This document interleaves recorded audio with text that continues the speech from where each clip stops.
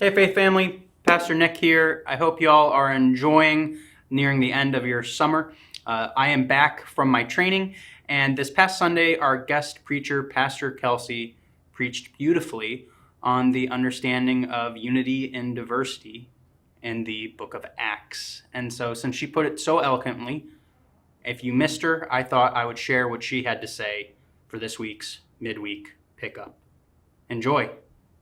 The story of Acts 15 tells us the church has always been diverse, and the Spirit has always found ways to work through that diversity.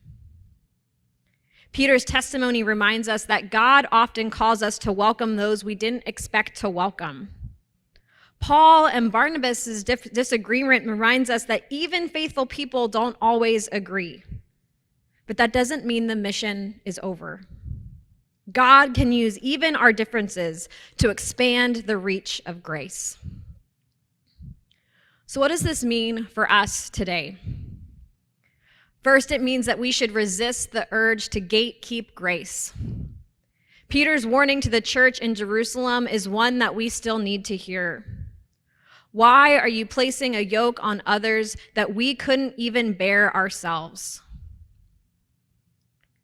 Too oftentimes, churches, without even realizing it, sort of set up litmus tests and requirements for belonging.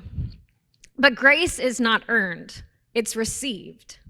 And we are called to be a community that is shaped by the grace that we receive. It also means that disagreement is not the end of the story or the end of the road. Paul and Barnabas part ways, but neither gives up. And interestingly, we learn later from Paul's letters that there was an eventual reconciliation. He later refers to Mark as someone who is helpful to his ministry. Just like the band Oasis, they're getting back together. They're having a reunion tour. So even in sharp disagreement, it doesn't mean relationships are broken forever. There's room for healing. It also means that we should value diversity, not just tolerate it, but see it as a gift. Unity does not mean uniformity, as Elmer even taught us. Just as the early church needed both Peter and Paul, both Barnabas and Silas need each other, with varied stories, ideas, traditions, and callings.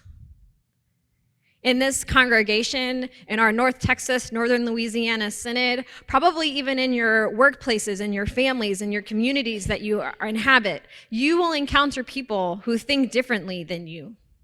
You will encounter people who interpret scripture differently than you. We approach mission differently. And that's not a weakness, it's an opportunity.